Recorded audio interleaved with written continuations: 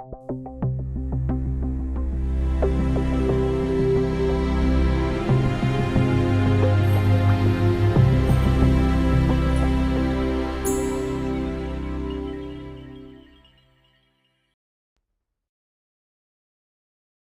buenas tardes, gracias por venir. Estamos todavía estudiando el curso que se llama La Doctrina de Dios y estamos estudiando cómo Dios se revela a través de sus atributos. En este momento estamos estudiando el tema número 6 y ya hemos presentado varios atributos, pero en esta clase vamos a seguir y vamos a empezar con el atributo que se llama la constancia de Dios, o en términos filosóficos este atributo se llama inmutabilidad. Pero antes de meternos en este material, vamos a orar. Gracias, Padre, por darnos esta oportunidad de estudiarte a ti, pero que no sea solo un ejercicio académico, porque de verdad deseamos conocerte. Te pedimos que tú nos reveles a través de tu palabra. Ayúdame a enseñar bíblicamente, guiado por el Espíritu Santo, y para la edificación de los alumnos y últimamente para la edificación de tu iglesia y para la expansión de tu reino. Todo esto te lo pedimos en el nombre y por la gloria de Cristo. Amén. Muy bien, en este momento vamos a considerar el atributo que se llama inmutabilidad o constancia. Voy a empezar con algunos textos bíblicos, pero una definición en la cual vamos a enfocar es más que nada fidelidad, porque cuando estamos hablando de inmutabilidad, estamos diciendo que podemos confiar en nuestro Dios, porque Él no cambia en su naturaleza y no cambia en ningún atributo, siempre es fiel. Aquí dice la Escritura, si no voy a leer todas las que se encuentran aquí, estamos en página 49 de las guías.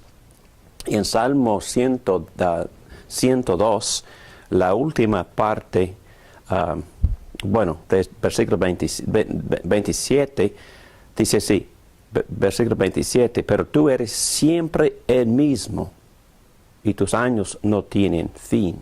También en Malaquías 3:6 vemos esas palabras de Dios mismo. Yo, el Señor, no cambio. Por eso ustedes, descendientes de Jacob, no han sido exterminados. Y en Santiago, capítulo 1, versículo 17, encontramos estas palabras del apóstol. Toda buena dádiva y todo don perfecto descienden de lo alto, donde está el Padre que creó las lumbreras celestes, y que no cambia como los astros, ni se mueve como las sombras. Muy bien. Vamos a tocar dos objeciones. La primera se encuentra en la confesión de fe, o una confusión, mejor dicho, se encuentra en la confesión de fe, donde dice que nuestro Dios es un Dios sin pasiones. Bueno, de inmediato uno me podría decir, bueno, vemos en la Biblia evidencias de varias emociones de Dios: amor, odio, gozo, disgusto, y es la verdad. Pero cuando los teólogos pusieron esto o esta palabra, este término en la confesión de fe, estaban tratando de proteger este atributo que se llama inmutabilidad. Ellos razonaban filosóficamente, si Dios expresaba emociones, eso implicaría un cambio. Pero no necesariamente, porque nuestro Dios no es estático y sí tiene emociones. Es mejor pensar de Él actuando dinámicamente en el mundo y a la vez estable en su naturaleza. Yo creo que la palabra clave es estable. Aunque Dios actúa dinámicamente expresando diferentes emociones en diferentes ocasiones, nunca actúa de manera inconsistente a su naturaleza. Ningún cambio se ve en sus propósitos ni en ningún atributo. Bueno, quisiera también ir a otra objeción, porque varias personas podrían decir, bueno, vemos Dios arrepintiéndose en la Biblia. Y sí, hay ocasiones en las cuales Dios advierte y la gente se arrepiente, y luego el texto dice que Dios también se arrepintió. Voy a mencionar o leer uno de estos ejemplos que se encuentra en el profeta de Jonás, el capítulo 3, donde el rey de Asirio se había arrepentido, y al ver Dios lo que hicieron, es decir, se habían convertido de su mal camino, cambió de parecer y no llevó a cabo la destrucción que les había anunciado. En otras palabras, Dios había dado esta advertencia, pero los asirios se arrepintieron, y el texto dice que Dios cambió de parecer y no llevó a cabo la destrucción que les había anunciado. Bueno, me gustaría leer algunos comentarios de algunos teólogos muy conocidos. Primero, quisiera leer lo que dice Luis Berkhof con respecto a la inmutabilidad de Dios y con respecto a este tipo de texto donde aparentemente Dios está cambiando, por lo menos de parecer. La inmutabilidad de Dios no significa que no existe ningún tipo de cambio en Dios, sino que Dios no cambia en sus perfecciones, en su naturaleza, en su carácter, ni en sus propósitos, ni en sus planes, ni en sus conocimientos, ni en principios morales. No cambia, nunca cambia su voluntad. Todas estas cosas siempre quedan para siempre lo mismo. Puesto que Dios es perfecto, ni madura, ni deteriora. Bueno, son las palabras de Luis Berkhof. Y también lo que este atributo inmutabilidad no implica es inmovilidad. Es precisamente en esta área donde emergen las objeciones. Dios es un Dios de acción y está constantemente interactuando con sus criaturas. Dios se involucra en varias relaciones con su pueblo. En este contexto, o en el contexto donde existen estos aparentes cambios, hay cambios constantes alrededor de Dios.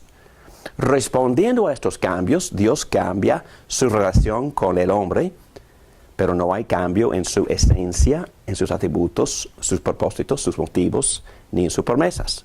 Por ejemplo, cuando las Escrituras hablan de Dios arrepintiéndose o alterando su relación con los pecadores cuando se arrepienten, esto es solo un antropomorfismo. En realidad, el cambio no está en Dios, sino en el hombre y en la relación del hombre con Dios. Bueno, el punto de vista bíblico es que Dios es un Dios activo y no inactivo. La idea es que Dios no es estático, pero estable. Él es activo y dinámico, pero de tal manera consistente con su naturaleza. Se puede depender de Dios a ese punto. Nosotros podemos confiar en Dios, se puede confiar en sus promesas, como dicen muchos textos. Entonces, yo les animo a los alumnos que busquen también los comentarios del teólogo Wayne Grudem en su teología sistemática, porque él presenta 2 páginas de explicaciones contestando la pregunta, ¿cambia Dios de parecer? Algunas veces toca el ejemplo de Saúl, donde Dios dice que él se había arrepentido de nombrarlo rey. Toca el ejemplo de Génesis 6:5, donde Dios se arrepintió por haber hecho el hombre. Pero explica de esta misma forma, Dios sí está cambiando cuando el hombre cambia, pero no está cambiando en su esencia, su propósito, su motivo, ni en sus promesas. Dios siempre es el mismo Dios, ayer, hoy y para siempre. Bueno, solamente quería mencionar la parte de Génesis 6, donde Dios dice que se arrepintió haber creado al hombre. Puedo darme cuenta que Él se arrepiente, pero su pacto sigue firme porque dejó a Noé y su familia vivos, Exacto. porque él hizo una promesa. Claro. Ok, el mundo estaba tan perdido, tan malvado, que él se arrepiente pero él sigue intacto en su pacto y en su promesa. Correcto. Dejando a ellos vivos, ¿no? Y yo creo que estas dos objeciones van juntas. Por ejemplo, los que se preocupan por ver que Dios sí tiene emociones. Sí, Dios tiene emociones. Y Dios expresa sus emociones. Y en este texto, en Génesis 6:5, Dios está expresando lamentación, lamento, tristeza fuerte, grande, porque el hombre es un gran, desánimo para él en este momento. Y en verdad no tenía ninguna intención, es imposible que él volviera a no crear al hombre. Eso es una expresión además de su tristeza profunda. Y por supuesto, como has dicho bien claro, Dios sí sigue con sus promesas. Y aun cuando Él advierte a su pueblo a que se arrepienta, y cuando Él está diciendo, te voy a destruir, te voy a castigar, voy a traer a los asirios, voy a traer a Babilonia, voy a disciplinarles. Pero cada vez que la gente se arrepiente, Dios deja de ejecutar ese tipo de disciplina. Pero en ningún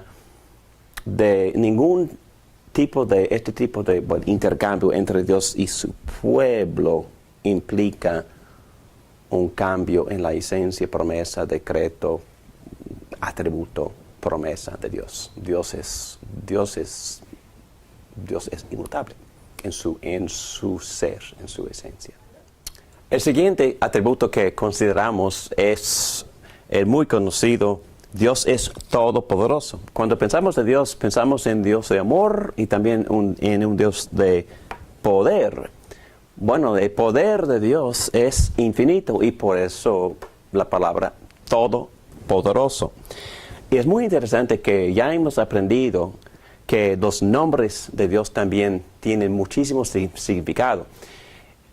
Y normalmente, o muchas veces mejor dicho, en las Escrituras, cuando los profetas y apóstoles nos hablan del poder de Dios, usan el nombre El Shaddai. El Shaddai quiere decir, el Señor Todopoderoso. Y vamos a ver que en algunos textos, para mí es muy impresionante los ejemplos que se encuentran en la Biblia del poder de Dios. Cuando yo pienso del poder de Dios, normalmente yo pienso en volcán o en huracán o en terremoto o una tormenta fuerte. Pero la Biblia también menciona las cosas milagrosas que son prácticamente invisibles, tal como cuando Abraham y Sarai pudieron concebir, cuando Sarai pudo concebir por un acto directo, todopoderoso de Dios. También se menciona el Shaddai, el Dios todopoderoso, actuó para hacer ese milagro. Lo mismo cuando el joven rico en el Antiguo Testamento, en Mateo 19:26, Jesús le había pedido que él arrepintiera de su idolatría y que vendiera todos sus bienes y dárselos a los pobres. Y él no lo hizo. Entonces los discípulos estaban muy desanimados. Entonces, ¿cómo es posible que una persona como esta se entrara en el reino de Dios? Y Jesús dijo, mirándolos fijamente, más para Dios todo es posible. En otras palabras, Dios tiene el poder de cambiar la naturaleza del ser humano, y es un poder formidable, porque sin que Dios actúe, ninguna persona se arrepienta de su idolatría. También hay muchos ejemplos más. El gran ejemplo que siempre hemos usado en la manifestación del poder de Dios, en la gran redención de los israelitas de la esclavitud, siempre habla del poder del brazo del Señor que sacó de esclavitud a su pueblo. Y también cuando Artajerjes, el rey que estaba en poder cuando los israelitas estaban sufriendo como esclavos en Babilonia, este rey, según las escrituras, fue guiado por el Shaddai, el Dios Todopoderoso, para ayudarles a su pueblo a volver a empezar a reconstruir la muralla y la ciudad de Jerusalén. En otras palabras, hay que pensar en el Shaddai, el Dios Todopoderoso, en su habilidad de poder dirigir las decisiones y hasta la benevolencia de un rey que él mismo en su poder había puesto en su lugar. Pero lo más impresionante, obviamente vemos que basado en su poder, Cristo mismo se resucitó de la muerte, conquistando este enemigo de Satanás, la muerte. Pero lo más impresionante son las palabras en Romanos 8:38, donde Pablo dice: pues estoy convencido de que ni la muerte, ni la vida, ni los ángeles, ni los demonios, ni lo presente, ni lo porvenir, ni los poderes, ni lo alto, ni lo profundo, ni cosa alguna en toda creación podrá apartarnos del amor que Dios nos ha manifestado en Cristo Jesús, Señor nuestro. Yo menciono este texto porque a veces nosotros no tomamos en serio que tanto poder se requiere para que Dios permanezca en relación con nosotros los pecadores. Fíjense en qué tan fácil nosotros nos separamos de cualquiera que nos ofenda. Y nosotros estamos ofendiendo a Dios constantemente, pero porque es tan poderoso en su habilidad de amarnos con constancia, no hay ninguna cosa que nos puede separar del amor de Dios. Ni la muerte, ni los ángeles, ni los demonios, ni Satanás, ni lo presente, ni lo porvenir, ningún poder, ni lo alto, ni lo profundo, ni cosa alguna en toda la relación es suficientemente poderoso para poder separarme del amor de Dios. Dios tiene suficientes recursos, en otras palabras, para realizar todo lo que Él nos ha prometido. Y entonces, cada uno de estos atributos, en mi punto, debe tener y debemos de considerar su aplicación pastoral.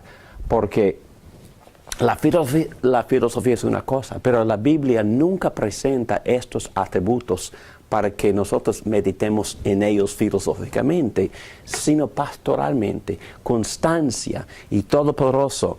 Yo debo de confiar en Dios, que tiene suficiente poder para poder rescatarme de mis pecados, de la esclavitud del pecado, de la muerte, de mi propia naturaleza pecaminosa, y ayudarme a vencer la muerte misma. Mi Dios tiene suficientes recursos para realizar todo lo que Él nos ha prometido. Gloria a Él. Muy bien, seguimos con los atributos de Dios. Y ahora vamos a considerar el atributo que se llama eterno. Dios es eterno. Ese punto H que se encuentra en las guías en la página número 50. Descripción: Dios es infinito con respecto al tiempo, obviamente. Pero este concepto es bastante profundo y un poco filosófico. Y todos están de acuerdo que Dios siempre ha existido. Dios no tiene fin.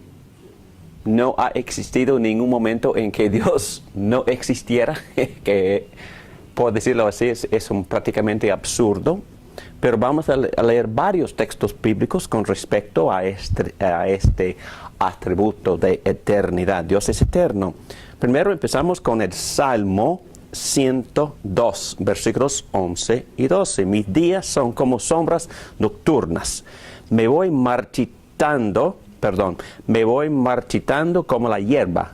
Pero tú, Señor, reinas eternamente. Tu nombre perdura por todas las generaciones. También en Salmos 102, moviendo hasta versículo 25, en el principio tú afirmaste la tierra, y los cielos son la obra de tus manos. Ellos perecerán, pero tú permaneces. Todos ellos se desgastarán como un vestido, y como ropa los cambiarás y los dejarás de lado. Pero tú eres siempre el mismo, y tus años no tienen fin. También Salmo 93, el versículo 2. Desde el principio se estableció tu trono, y tú desde siempre has existido. Estos textos no pudieran ser más claros. Porque murmuras, Jacob, porque refunfuñas, Israel. Mi camino está escondido del Señor, mi Dios ignora mi derecho. Es una pregunta. ¿Acaso no lo sabes? ¿Acaso no te has enterado? El Señor es el Dios eterno, creador de los confines de la tierra. No se cansa ni se fatiga, y su inteligencia es insondable. Muy bien, vamos a ir a la siguiente página, a la página 51, y leamos versículo 17 de 1 Timoteo capítulo 1. Por tanto, al Rey eterno, otra vez el atributo inmortal, invisible, al único Dios sea honor y gloria por los siglos de los siglos. Amén. También 2 Pedro 3:8. Pero no olviden, queridos hermanos, que para el Señor un día es como 1000 años como un día. Bueno, todos estos textos afirman este atributo, que Dios es un Dios eterno y Dios es infinito en su eternidad. Bueno, eso también hace que surjan varias preguntas, y voy a armar la conversación así. ¿Recuerdan ustedes que nosotros empezamos hablando de Dios en términos de su trascendencia y de su inmanencia? Yo creo que debemos de pensar de este atributo en estos términos, porque hay teólogos que enfatizan tanto la trascendencia de Dios que prácticamente no tienen nada que ver con el tiempo, Dios. Pero hay otros que insisten que no, Dios, por ser inmanente, siempre está involucrado con nosotros. Somos nosotros que somos limitados por el tiempo, también Dios entra en el tiempo y actúa actúa con nosotros en el tiempo. Bueno, por favor, que tenga paciencia con estos conceptos. Voy a tratar de explicar lo que es el punto de vista atemporal, se llama atemporalismo, que enfatiza tanto la trascendencia, y también el punto de vista temporalidad infinita, o se llama temporalismo. Entonces, un lado enfatizan tanto que Dios no tiene nada que ver con el tiempo, y el otro lado enfatizando mucho que Dios entra y participa en secuencias de tiempo con nosotros, sus criaturas. Muy bien, vamos a considerar naturaleza eterna o atemporal, desde el punto de vista atemporal o atemporalismo. Ellos dicen, Dios está completamente fuera de tiempo. El tiempo no tiene nada que ver con Dios y no hay secuencia con Dios. El hombre existe en el tiempo, Dios existe en la eternidad. Para Dios, el pasado, el presente y el futuro son iguales. Muy bien, este punto de vista se llama atemporalismo. Otro punto de vista se llama temporalismo o temporalidad infinita. El tiempo sí se aplica a Dios, dicen ellos.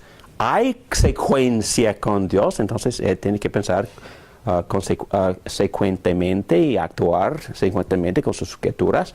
Dios sí conoce el futuro, pero no de la misma manera que Él conoce el presente. La eternidad sin tiempo, dicen ellos, es incoherente. Argumentos.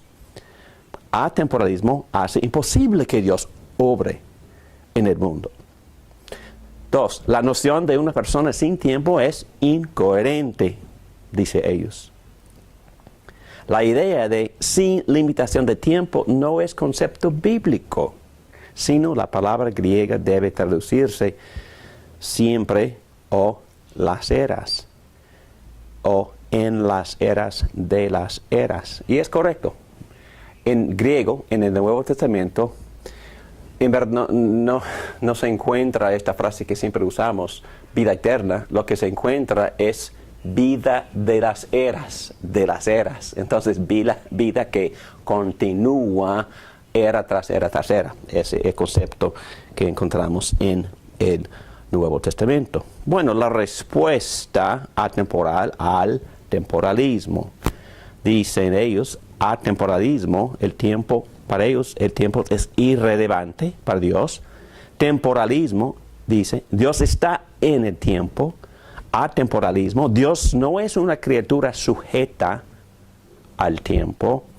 Y el tiempo es una creación. El tiempo empezó a existir cuando Dios creó el universo. Y esa es verdad, porque el tiempo es una creación, el espacio es una creación, lo material es una creación, lo espiritual en cuanto a los espíritus, el espíritu del ser humano y el espíritu de los ángeles son parte de la creación. Y en verdad no tenemos que complicarnos mucho o pensar mucho en todo esto, porque la resolución para el problema será así. Ambos son parcialmente correctos, es decir, los que enfatizan que Dios es trascendente, atemporalismo también tiene sentido, y también los que enfatizan temporalidad infinita también tienen la razón. Atemporalismo dice Dios es soberano sobre el tiempo y no una parte del orden creado. ¿Sí? En su trascendencia Dios está más sencillo, separado, distinto, aun distinto al tiempo, a los que tenemos que vivir en el tiempo. Pero también temporalismo, ellos tienen la razón, es correcto decir que Dios actúa en el tiempo. Nosotros lo experimentamos en el tiempo. Pero también es correcto decir Dios está fuera del tiempo, Dios está más allá del tiempo y todavía trabaja en el tiempo. Los dos son paralelos, el tiempo y el espacio. Dios existe fuera de ambos, Dios entra y actúa en ambos. Bueno, es que quizás estos conceptos no se pueden explicar mejor, pero tenemos que estar contentos por entender que en su trascendencia Dios está fuera del tiempo. El tiempo es una creación, pero también Dios tiene poder y sí entra en el tiempo y actúa y interactúa con nosotros, sus criaturas. Muy bien, seguimos con los atributos de Dios. Estamos en la letra I, y el atributo tradicionalmente hablando, omnisciente. 1. Dios sabe todas las cosas y lo sabe de manera precisa y exhaustiva. Bueno, tomando un ejemplo de nuestra experiencia, prácticamente de nuestra intuición, presuposiciones que de las cuales nosotros actuamos cuando oramos que Dios intervenga en nuestras vidas, que nos guíe, que nos dé sabiduría, estamos asumiendo que Dios sabe lo mejor para nosotros, que sabe el fin, que sabe el futuro y está involucrado en los detalles meticulosos de nuestras vidas. Asumimos todo eso cuando oramos. Entonces, asumimos que Dios es omnisciente, que Dios lo sabe todo. De todos modos, vamos a ir a las Escrituras y vamos a ver letra A, página 52, el conocimiento de Dios comparado con el de los humanos. Isaías 46, versículo 9, dice así: recuerden las cosas pasadas, aquellas de antaño.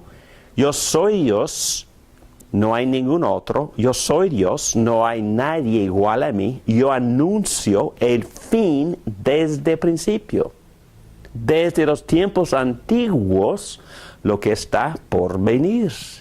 Yo digo, mi propósito se cumplirá. Yo haré todo lo que deseo. Para mí eso es bien claro, hablando de la verdad que Dios sí sabe todo, pasado, presente y futuro.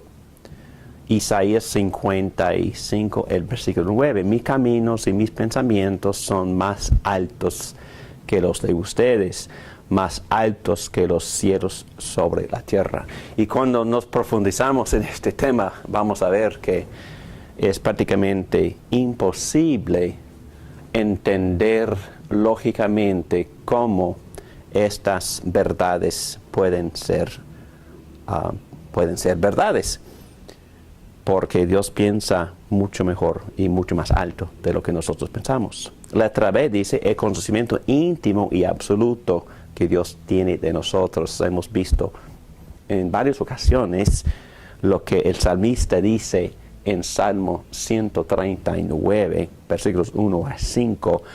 Señor, tú me examinas, tú me conoces, sabes cuándo me siento y cuándo me levanto. A una distancia me lees el pensamiento. Mis trajines y descansos los conoces. Todos mis caminos te son familiares. No me llega aún la palabra a la lengua cuando tú, Señor, ya la sabes toda. Tu protección me envuelve por completo, me cubres con la palma de tu mano.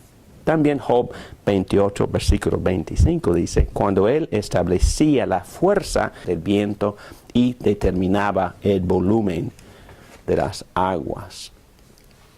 Job 37, versículo 16, ¿sabes cómo las nubes maravillas del conocimiento perfecto se mantienen suspendidas? Y también esta verdad que me da mucho ánimo, que aunque nuestro corazón nos condene, Dios es más grande que nuestro corazón y lo sabe todo. C. El alcance del conocimiento de Dios. Salmo 147, versículo 5. Exceso es nuestro Señor y grande su poder. Su entendimiento es infinito.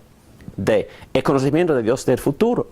Yo soy Señor, este es mi nombre, yo entrego a otros mi gloria, no entrego a otros mi gloria, ni mi alabanza a los ídolos. Las cosas pasadas se han cumplido y ahora anuncio cosas nuevas.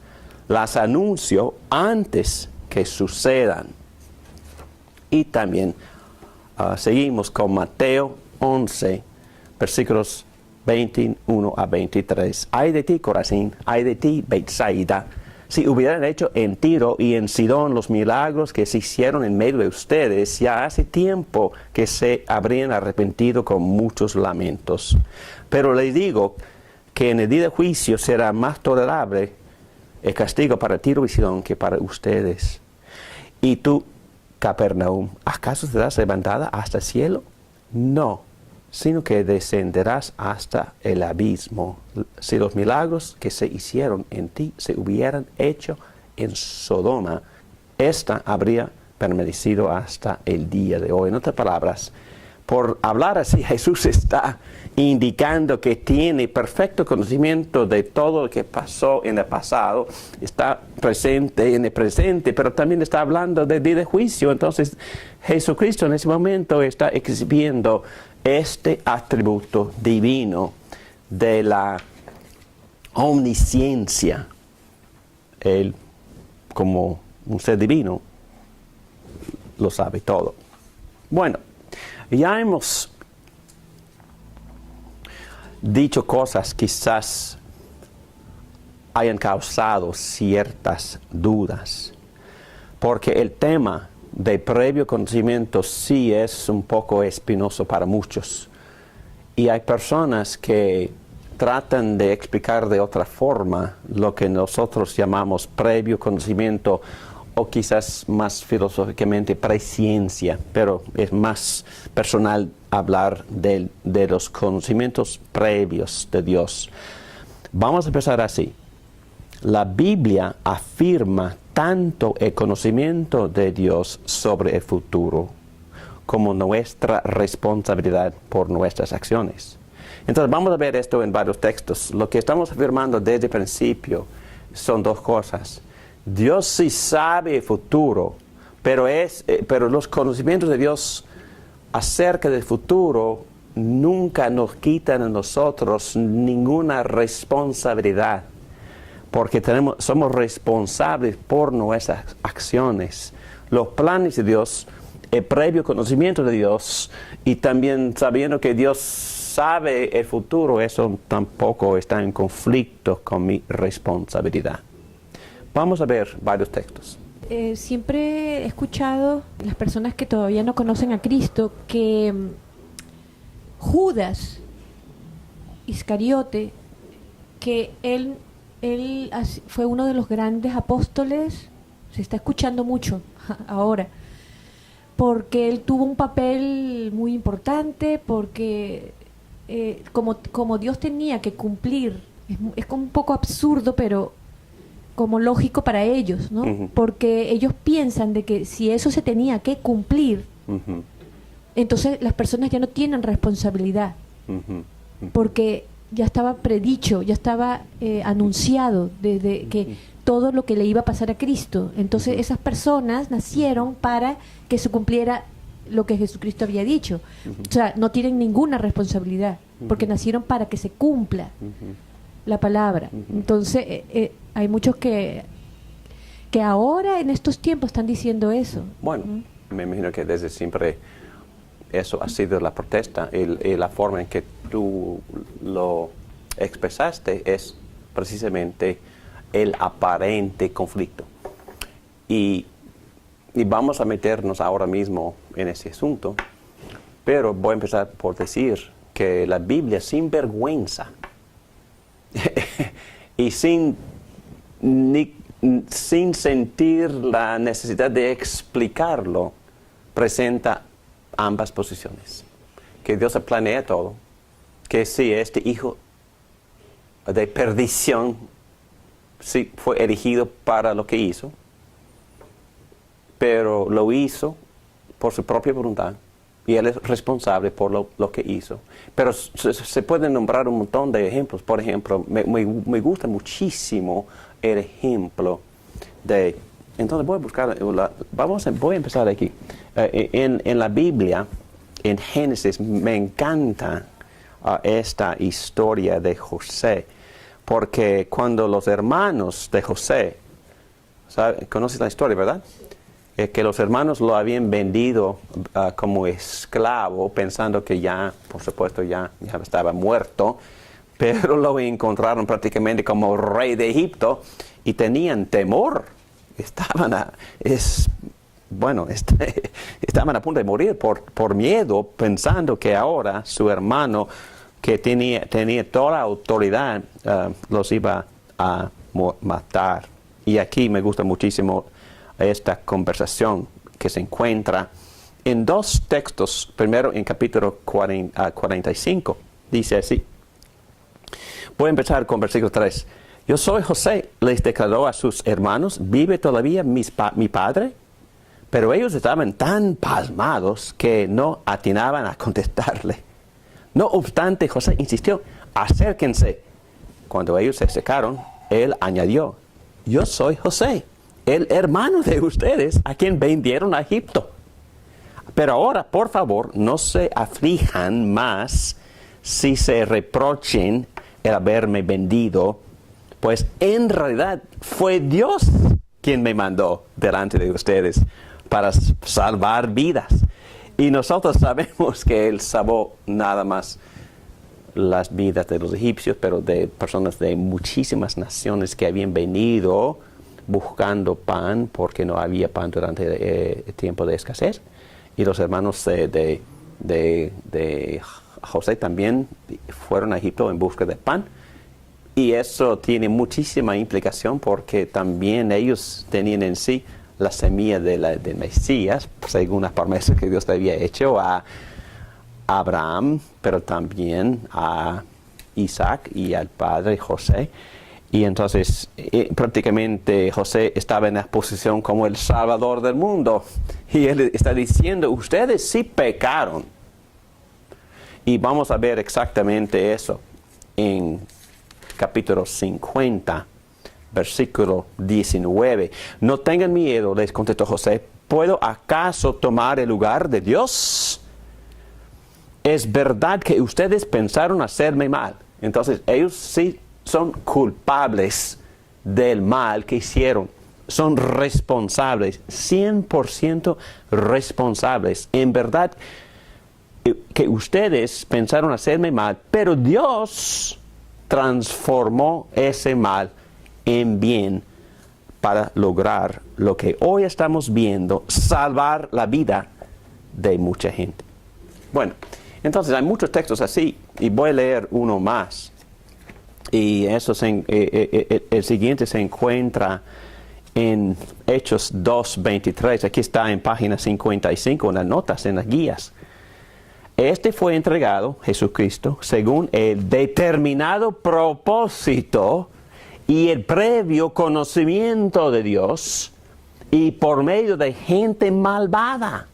Ustedes lo mataron clavándolo en la cruz. Entonces, ¿quiénes tienen la culpa? Los que clavaron a Jesús en la cruz. También los judíos que insistieron en que los romanos lo crucificaran. Todos fue gente malvada, responsables por sus hechos malvados, pero al mismo tiempo Jesús fue entregado según el determinado propósito y previo conocimiento de Dios. Entonces, en el mismo texto, el doctor Lucas presenta ambas verdades. El previo conocimiento de Dios, los actos predeterminados por Dios, pero también actos malvados por hombres malvados que tienen la responsabilidad por sus actos. Y ni trata de explicar, enseña las dos cosas con claridad. Muy bien, vamos a seguir porque esta verdad que Dios conoce todo, en verdad, es una verdad bastante profunda. Muy bien, afirmamos que la Biblia enseña las dos cosas. Y vemos muchos textos que enseñan eso. Proverbios 16:9, uno de mis favoritos. El corazón del hombre traza su rumbo, pero sus pasos los dirige el Señor. Yo tengo responsabilidad, pero también Dios me dirige. Qué bueno. Y vamos a ver más adelante en las clases sobre la providencia de Dios. Vamos a profundizarnos, aquí no, pero vamos a profundizarnos en lo que los teólogos llaman concurrencia. Concurrencia. En todos los actos Dios está involucrado, Dios está participando, pero yo también estoy participando. Concurrencia, son dos agentes, Dios y yo. Y Dios hace su parte y Él guía de tal manera que su plan se cumpla, pero yo estoy participando también, tomando acciones basado en decisiones que yo estoy tomando, pero a la vez Dios está actuando para guiar todo hasta el fin que Él desea. ¿Y puedo explicarlo? No lo puedo explicar, pero la Biblia sí lo enseña.